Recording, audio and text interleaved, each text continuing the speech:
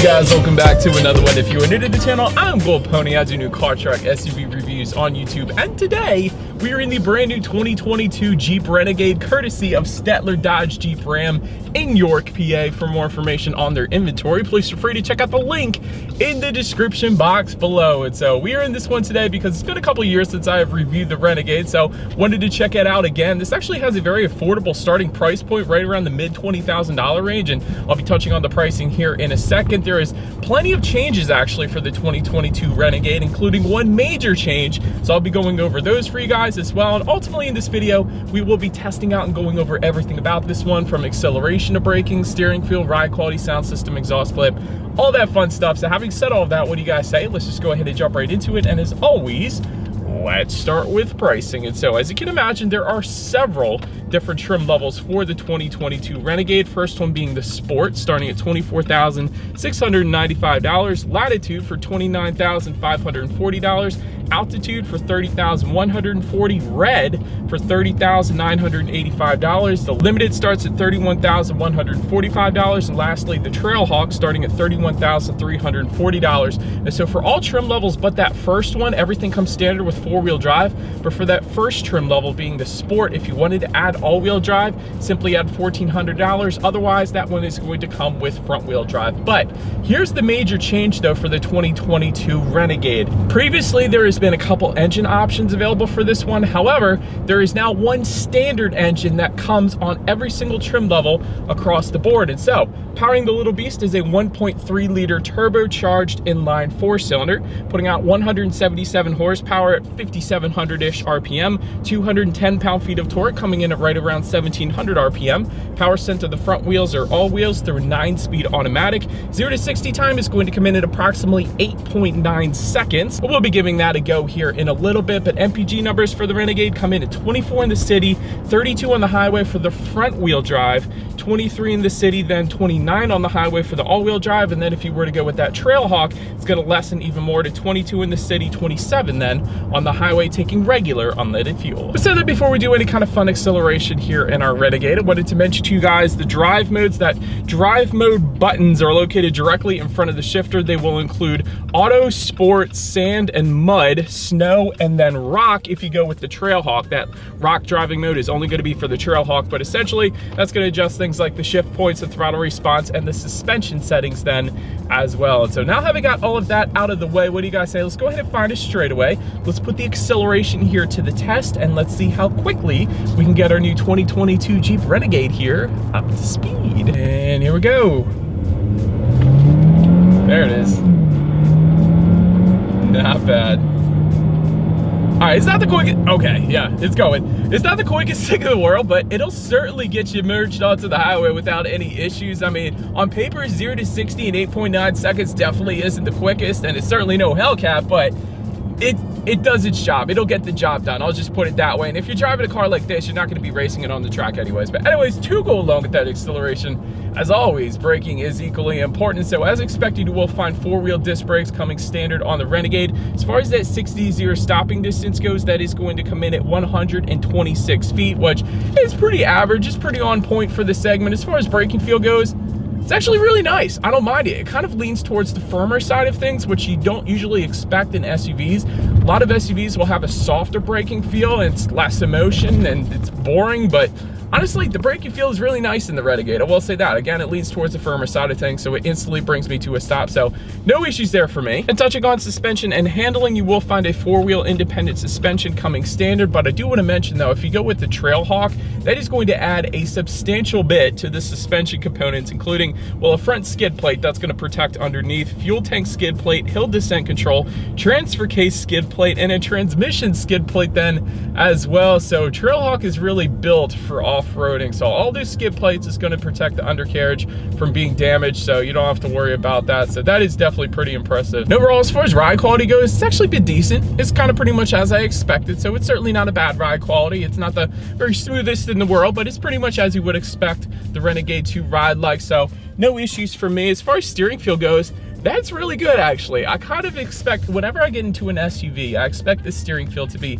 super loosey-goosey and unemotional, but And this one, it kind of leans towards the heavier side of things. I mean, it's nothing too crazy, but it certainly leans towards the heavier side of things, which I personally like because it better helps you put you in the direction that you want to go. It gives the driver a little more confidence, in my personal opinion, I guess you could say. So no issues with the steering feel for me. As far as cabin noise goes, we're going a whopping 18 miles per hour right now, so you're probably not getting a whole lot of anything. But overall, cabin noise is pretty subdued, so I haven't had any issues there either.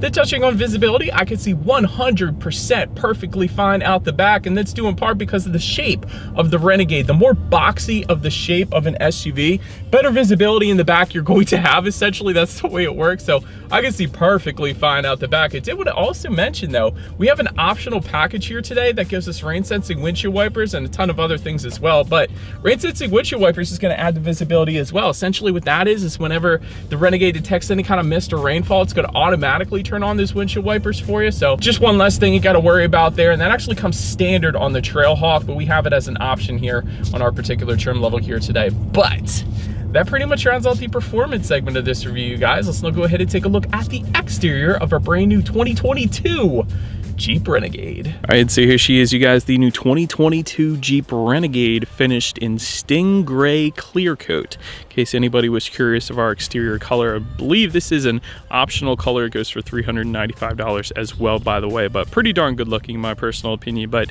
as always, let's go ahead and start up front on the Renegade here. Of course, you have that iconic signature Jeep front grille. Looks dang good up front, of course. Jeep lettering found on the front hood. You guys can see that just above that front grille. To the sides, halogen headlights do come standard for all trim levels across the board. Automatic feature then coming with the latitude trim level and up, meaning when it starts to get dark at night, those headlights will turn on automatically then for you. Fog lights, again, coming with the latitude trim level and up. You guys can see those down below there.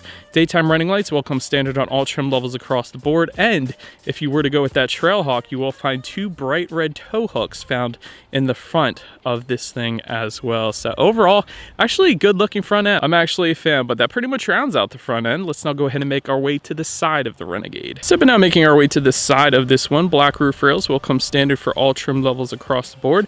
Rear privacy glass also coming standard for all trim levels across the board. You will find some matte black window surrounds coming standard for all trim levels yet again. You will get some Renegade badging found on the front doors unless you go with the Trailhawk, because that's going to replace that Renegade badging with Trailhawk badging, of course. So that's pretty darn cool. Taking a look at the side mirrors, power adjustable gloss black side mirrors will come standard, but if you go with the latitude or altitude, typically you're going to get body colored side mirrors. So I wanted to mention that as well. Side mirrors will be heated, and integrated turn signals are going to come on the limited and Trailhawk trim levels. But then take a look at the wheel setup. They are going to differ pretty substantially depending upon the trim level that you go with. 16-inch steel wheels coming with the Sport, 17-inch aluminum alloys coming with the Latitude and Trailhawk trims, 18-inch alloys coming with the Altitude and Limited, and then 19-inch granite painted aluminum alloys coming with the red trim level. And of course you have that matte black cladding surrounding the wheel wells as well as on the side skirts there too. But again, that pretty much rounds out the side. Let's now go ahead and make our way to the back of the Renegade. And so now, since we are around to the back, you will find a matte black antenna found all the way on the roof of this thing there. Just below that, rear spoiler with an integrated brake light. Just below that, rear window wiper. You will get some trim level badging if you go with the Trailhawk trim. We don't have the Trailhawk, obviously, so don't have that there today. You will get the 4x4 badging though if you go with basically every single trim level but the Sport front wheel drive, obviously. Just below it all, you will find a gloss black kind of accent to that rear bumper, and then to the sides there you will get a single exhaust outlet tucked away. So having said that, I do believe you guys know what we have to do next. As always, here is that exhaust clip.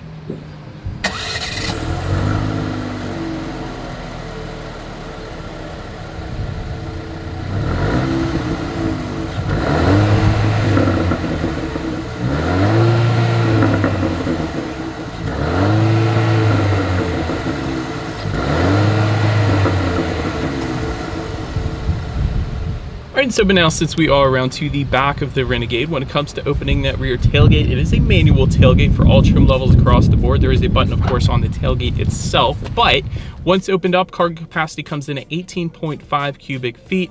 If that was not enough space, of course, those rear seats do fold down, bumping that then up to 50.8 cubic feet. Did want to also mention, though, in the cargo area, there is, of course, cargo lighting as expected, but also chrome-plated tie-down anchors. That was pretty cool. You do have some storage to the sides as well. There is actually grocery bag hooks back there as well. And then if you were to lift up underneath of that cargo floor, you're gonna actually find some compartmentalized in-floor storage, which I thought was super cool as well. So you never know when you're gonna need like an ice scraper or a tire inflator kind of device back there. Words can't come to me right now, but plenty of storage space within the cargo floor is what I'm getting at. So that was pretty cool to find.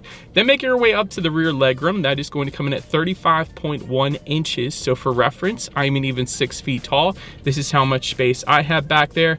Did want to also mention though that center portion, if you pull a little lever, it does fold down, giving you 2 cup holders for the middle if that center seat wasn't in use. Did want to also mention the rear passengers look forward. They're not just going to find a USB charging port, which is pretty cool in itself, but a 115 volt power outlet back there as well. That is very surprising to see, especially at this price point, and in SUVs in general, you typically don't get 115 volt power outlets. So that was pretty darn cool. But now let's go ahead and make our way up to the front seats here. Manually adjustable cloth seats do come standard. Heated seats coming with a limited trim level and up. 2-way power lumbar coming with a limited trim level and up.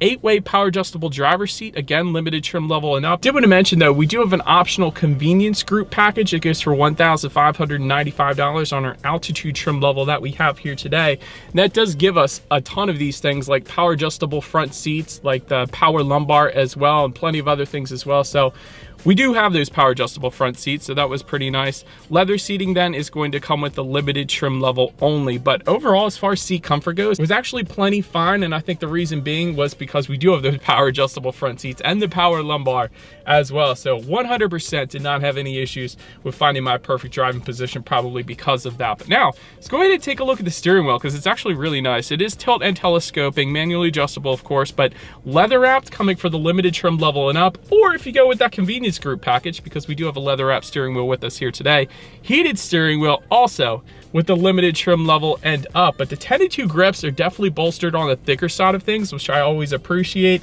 So it's definitely a very nice feel to the steering wheel in my personal opinion. But now let's go ahead and make our way to the startup. Let me start by showing you guys the key here. You do have your Jeep logo on the one side of the key. Then when you flip it over, lock, unlock, and that ×2 button is going to be a remote start, which by the way comes on the latitude trim level and up. But overall, it is all keyless entry with a push button start for every single trim level across the board. So all I'm going to do here is simply put my foot on the brake and press that engine start button, which is kind of located attached to the tilt and telescoping steering wheel column here. So wanted to mention that. But anyways, once started up, tachometer is all the way to your left, speedometer is then all the way to your right, and there's a fairly large digital display front and center to control what is on that digital display. There are steering wheel mounted controls found on the left side of the steering wheel. It gives you things like a digital readout if you wanted to, your tire pressure information, of course, a cool picture of the Renegade front and center for your safety features. That's pretty cool. I like that. How many miles you have left to hit empty, of course, when you need your next oil change, radio information, and the list goes on. So pretty much everything you could possibly want on the digital portion of the gauges up there. Now making our way to overall interior quality, there is a dual pane panoramic sunroof that is available for I think all trim levels but the Sport. We don't have that unfortunately today though, but ambient LED interior lighting coming with the latitude trim level and up. Don't have that today either, unfortunately. Dual zone climate control coming standard for all trim levels across the board. By the way, you can adjust that dual zone climate control with the infotainment screen, which we're gonna get to here in a second.